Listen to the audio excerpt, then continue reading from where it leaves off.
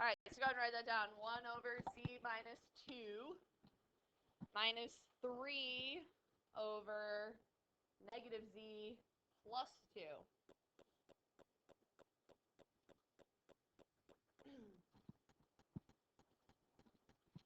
So in order to add or subtract fractions, what do we have to have? Bless you.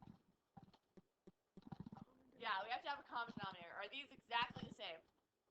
No, right? This c is positive, this c is negative. This 2 is negative, this c is positive. So they're exactly opposite. So all we have to do is multiply the denominator and the numerator by -1. Either one, but it's kind of easier if it looks like this. So I'm going to multiply this second fraction by -1 over -1. So I'm not changing the value. I'm still multiplying really technically by 1, right?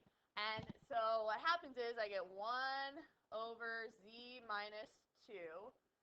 We have a negative sign here, and we're multiplying by a negative here. So if you want to write the double negative, you can. Or we could change it to a positive there, right? Because I'm subtracting now a negative 3m. We'll do that on the next step, though. And then this -1, you guys, it does need to distribute to the entire denominator. So -1 times negative z is positive z. And -1 times positive 2 is -2. Okay, I tend to put this negative sign, I keep it in the numerator. All right, so that means I really have plus sign here. So I'm going to chop this. Dang, negative is plus. So now I have 1 plus 3m all over my common denominator, z minus 2.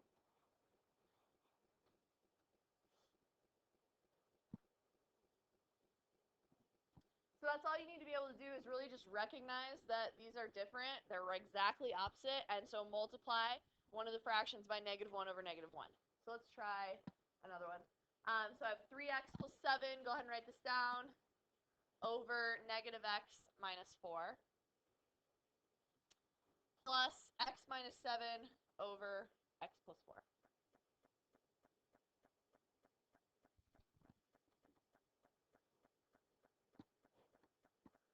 So this time, which fraction, you guys, should I multiply by -1 over -1?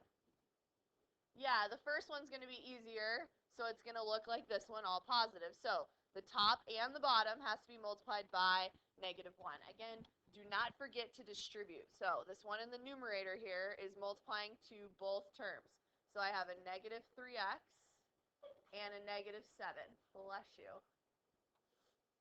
Same in the denominator. -1 is multiplying to this entire denominator, so this becomes positive x and positive 4. Okay, second one stays the same, so I'm just going to rewrite it. Now we have a common denominator. We're adding in the middle. If we were subtracting, you would have to distribute the negative sign, right? But we're adding, so we don't have to distribute anything. So we're just combining like terms, you guys. So what's -3x plus x? Okay, -2x. What's -7 minus 7? -14. All over our common denominator, x plus 4. Okay. All right, the other topic for today, this is the first special right triangle you're going to memorize. You guys will see these on the ACT and SAT. They're really helpful if you memorize the 30, 60, 90, and the other one we're going to do later in the book is a 45, 45, 90. So the ratios, first of all, let's fill in the angles here. We've got a right triangle. This only works if it's 30, 60, 90. Okay, how do I know where the 30 degrees goes? It's always opposite of the shortest side.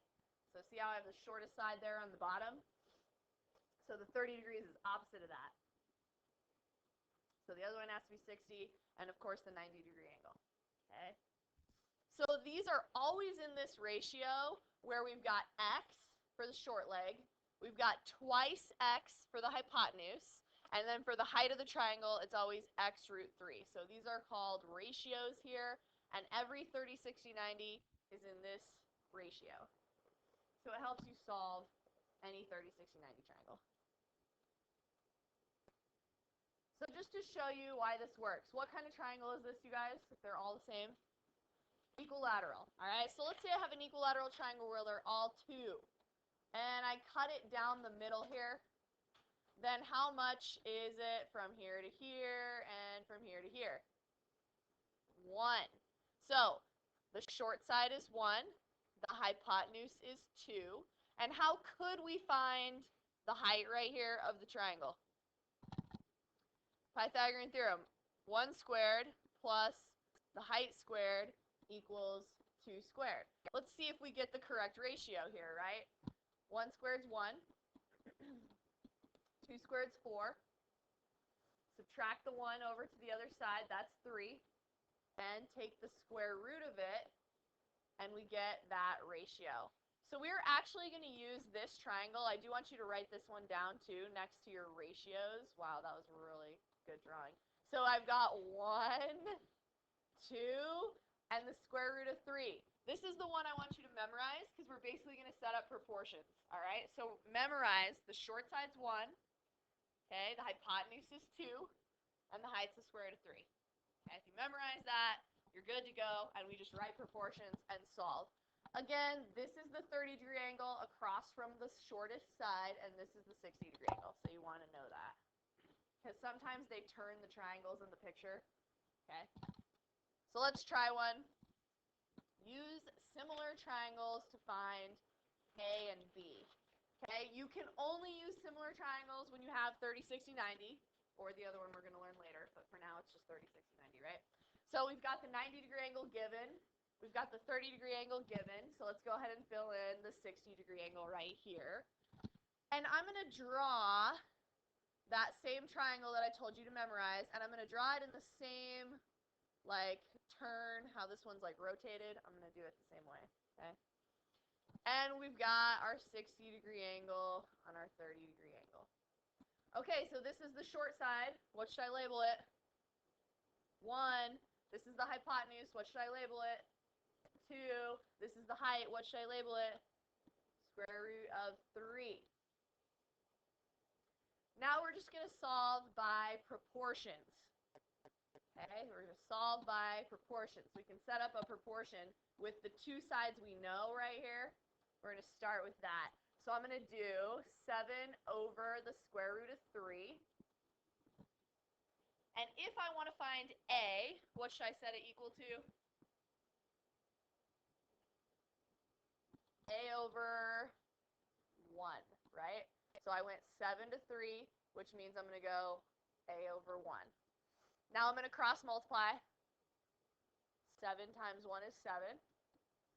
Square root of 3 times A. We're going to put the variable in front.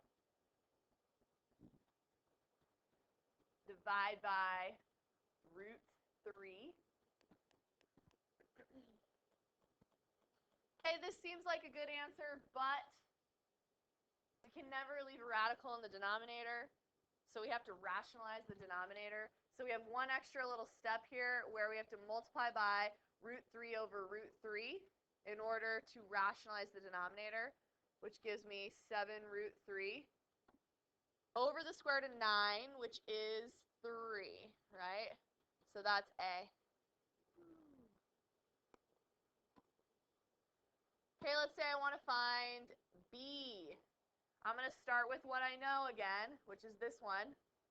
So I have 7 over the square root of 5. If I want to find B, what fraction do I have to write down? Equals what? Yeah, B over 2. Thanks. So cross multiply here. Yeah. Oh, yeah, I don't know. Thanks. Thanks for helping me out here. Woo! How did that happen? Okay. So 7 over root 3 equals B over 2. So cross multiply. 14 equals this times this. So B root 3. Divide both sides by square root of 3. Can you guys rationalize the denominator in your head? So B would be equal to 14 root 3 over 3.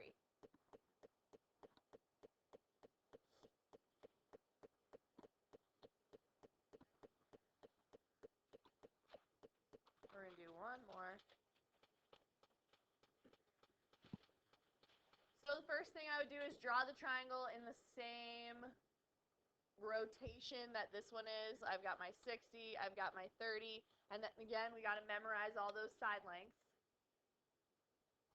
So the short side is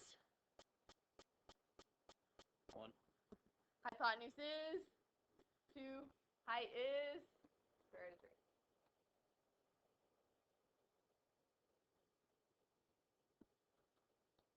So now we're going to write a proportion to solve this one. The two sides we know are right here, so that's where we want to start.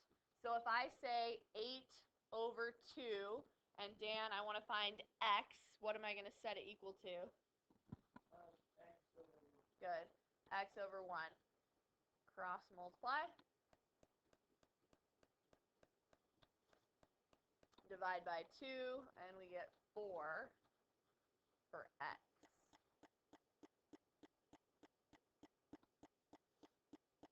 Oops, I meant to write that here next to x. All right. So now if I want to find y, start with the same one that we know here. We have 8 and 2, so 8 over 2. And this time, if I want to find y, Kira, what should I write for my fraction? Y over 2. Exactly. Cross multiply, we get 8 root 3 equals 2y. Divide by 2. And you do want to simplify here. 8 divided by 2 gives me 4 root 3. Okay.